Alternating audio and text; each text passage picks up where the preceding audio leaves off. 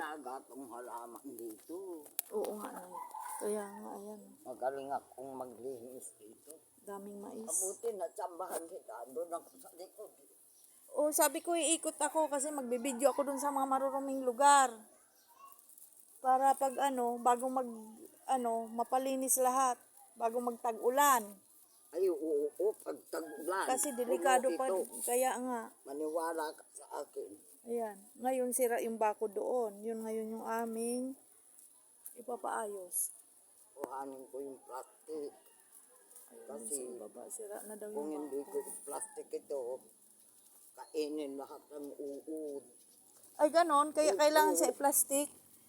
Oh, Pwede kamatisan lang tunay kasi sariwa na. huwain mo ng manipis. Opo. Salamat. Tapos lagyan mo ng kamatis kapag buhay ka na. Opo. Kaya nga po eh. Salamat sa ampalayang sariwa. Organic. Ito naman Ayan. tabungaw ko, baliw. Ang daim bunga. Ano ba to? Kalabasa? Tabungaw. Anong tabungaw? Upo. Ay, opo. Ang daim binunga. Kinakain ng uod. Ay, hindi siya lumalaki. Oh. Dito pala madaing dahon, no? Dahon Mas ng masarap ang gulay na bagong pitas kaysa yung gulay sa palengke. Opo, Ang totoo dami po ng yun. gamot. Are, Pagawa mo. itong ganito, anong gulay ba yan? Spinach yan. Ah, spinach yan. Paano niluluto yan? Hinahalo lang sa munggo. Oo. Masarap. Munggo, Yun salad, nga, alam ko sa sinigang. Oo. Ang dami din niya, oh. Talagang Marami yan. tinatanim Kaya mo lang yan, Nay. binunot Buto ko ang na yun, tinatanim mo, Nay. Buto po yung tinatanim mo dyan. Buto?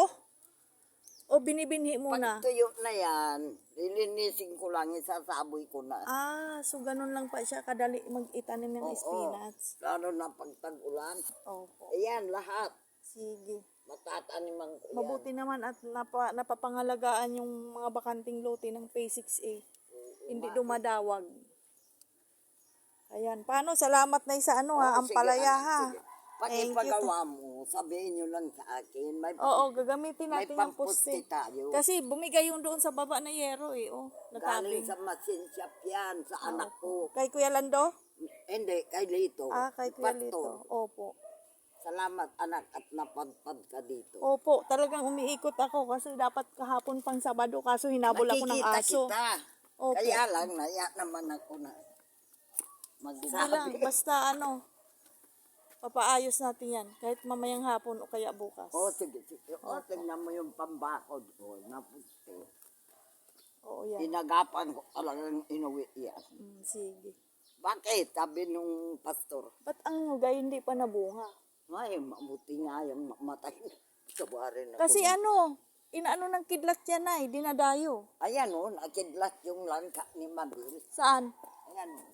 Ah, ito. Tinamaan ng kidlat. Oo, tinamaan.